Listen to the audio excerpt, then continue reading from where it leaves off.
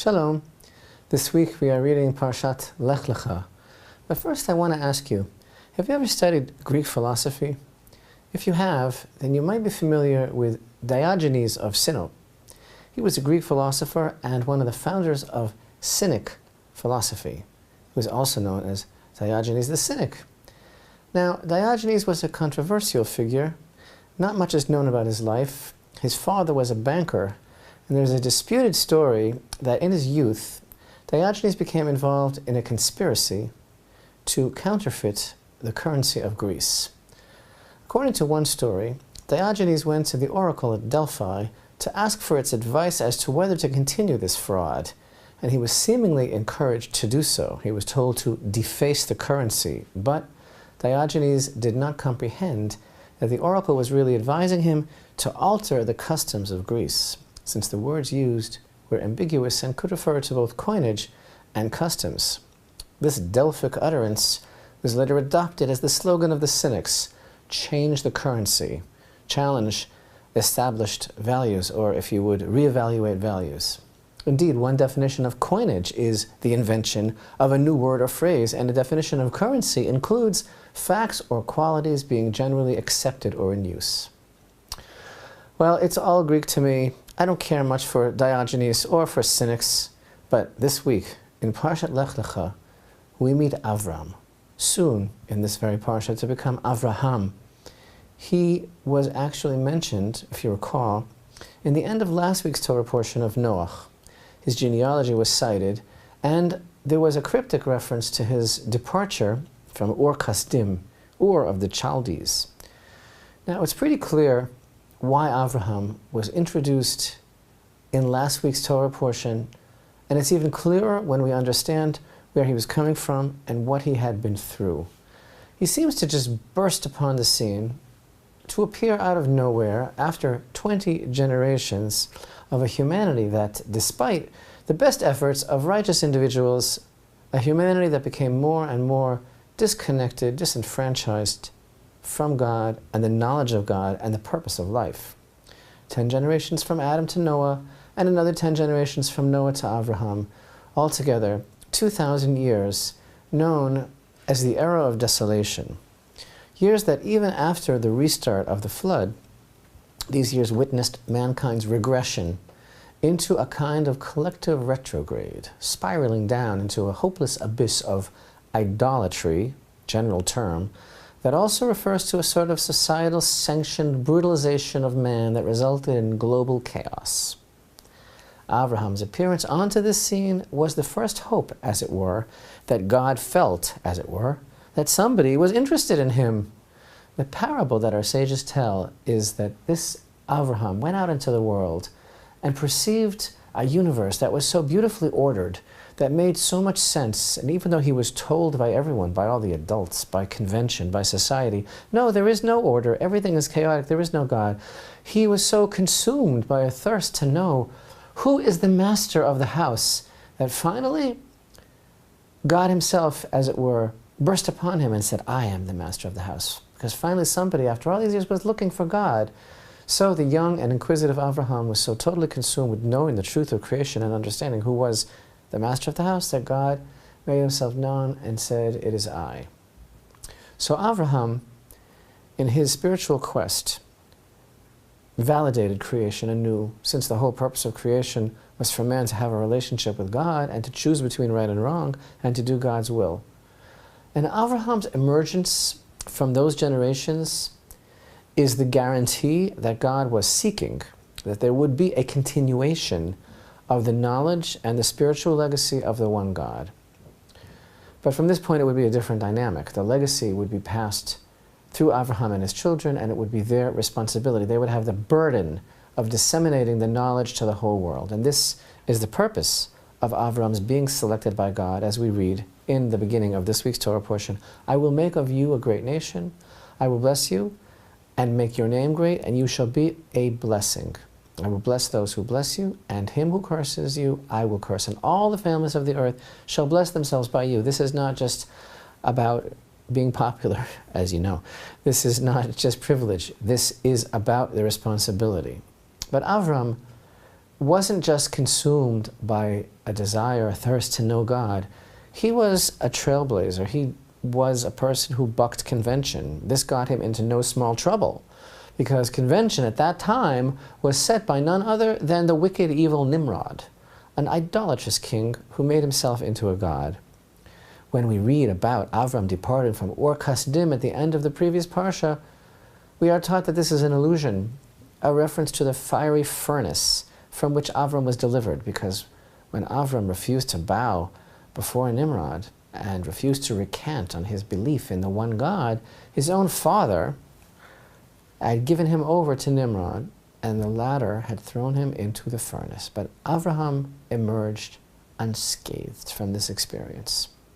He was unconventional, all right, and he blazed a trail, and this parsha is named for its opening words, Lech Lecha, go for yourself or get yourself out, as God instructs him to give up everything he has ever known, to leave his birthplace behind and travel to the land that he will show him. Our sages teach us that Avraham was given 10 tests of faith. And the first one was that which we read of at the very beginning of our portion, God's instructions that he give up his entire past and follow God into a new land. And then another of these tests, after God promises Abraham that he will receive all sorts of blessings in the new land, immediately after he arrives, there's a famine, and God commanded Abraham to leave the land and head to Egypt. Lech Lecha also means go. Literally, the words actually mean go into yourself. Go deeper. Abraham was constantly growing spiritually, and this parsha also features the international intrigue of the War of the Kings into which Abraham was drawn, whose purpose actually was just to draw him. The capture and rescue of Lot, the prophetic covenant between the portions, Hagar and Ishmael, the name changes, and the commandment of the circumcision, as well as God's promise to Sarah of a son named Isaac. All of these adventures, indeed, the entire career of Abraham, who was the first, the leader of all true spiritual seekers, beloved of God, as we soon will see. This is all summed up so beautifully in these words from the beginning of chapter 41 in the book of Isaiah, where we read, "Who inspired the one from the east, at whose every footstep righteousness attended? Who delivered nations to him and subdued kings before him? Who made his enemies like dust before his sword, and like straw blown about before his bow? He pursued them and emerged unhurt, on a path where his feet had never gone. Who brought about and accomplished this? I, Hashem, am the first, and I am he who will be with the last generations."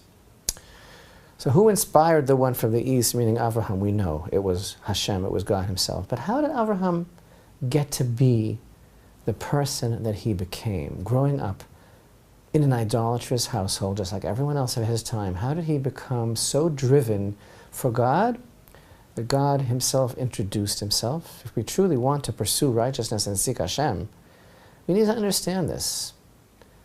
Again, as Isaiah declares in chapter 51, "Listen to me, O pursuers of righteousness, O seekers of Hashem.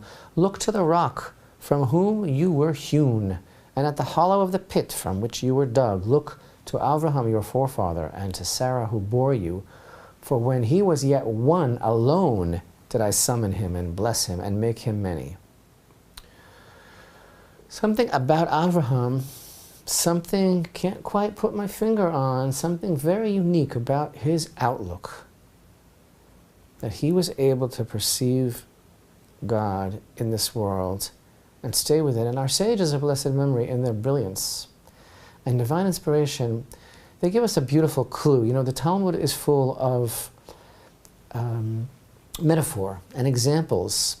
It's very poetic license. It's a vehicle to help us to understand something.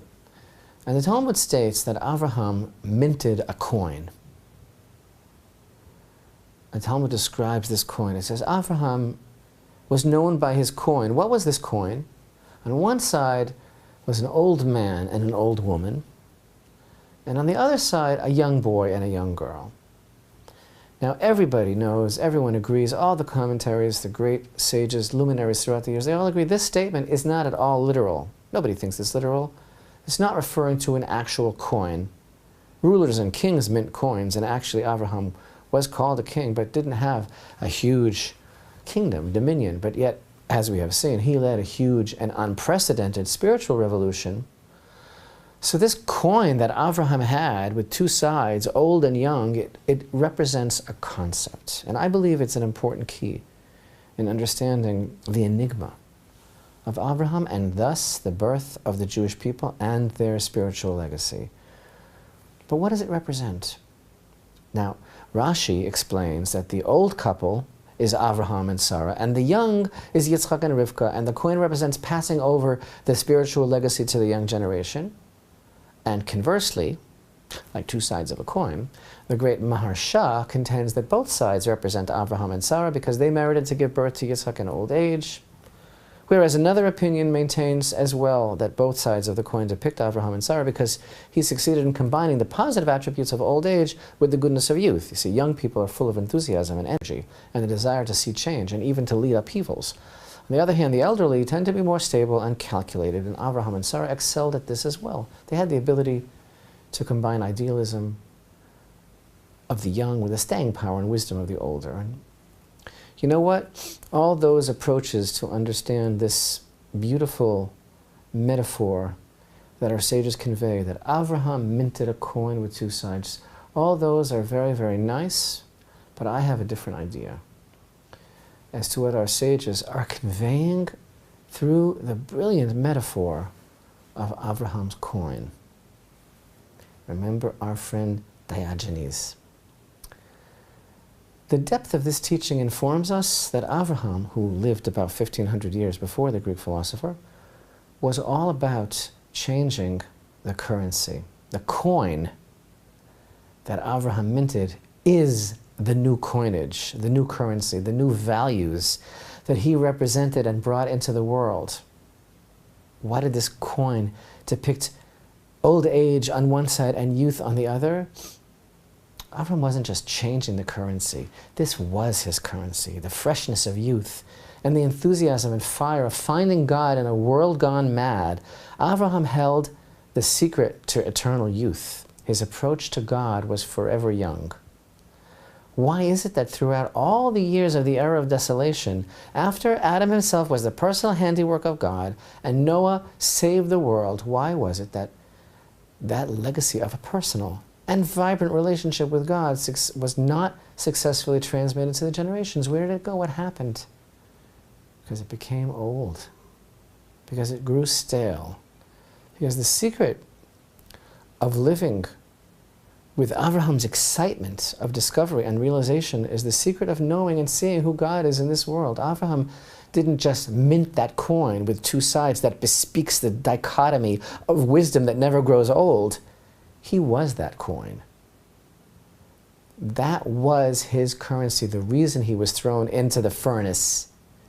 His life mission in getting out and following God. Indeed, this pithy allegory of Abraham's two-sided coin conveys the secret and success of his mission, staying forever young, wide-eyed, and constantly recognizing and discovering God anew. That's the mission of the Jewish people in this world. And indeed, that's not the legal tender of this world. It never was. The legal tender of this world is abasement and denial, forgery, counterfeit, everything growing old. Abraham's children's legacy is about changing the values, changing the currency of this world. God calls Abraham the one who loved him, and his offspring, all of Israel, who are called by Isaiah God's servants, continue the mission. As the prophet Isaiah declares, "But you, O Israel, my servant Jacob, you whom I have chosen, offspring of Abraham who loved me, you whom I shall grasp from the ends of the earth and shall summon from among all its noblemen, and to whom I shall say, you are my servant. I have chosen you and not rejected you." So fear not, for I am with you. Be not dismayed, for I am your God. I have strengthened you, even helped you, and even sustained you with my righteous right hand. Behold, all who become angry with you will be shamed and humiliated. Those who fight with you shall be like nothingness and shall perish. The men who struggle with you, you shall seek them but not find them. The men who fight you, they shall be like nothingness and naught. For I am Hashem your God, who grasps your right hand, who says to you, fear not, for I help you.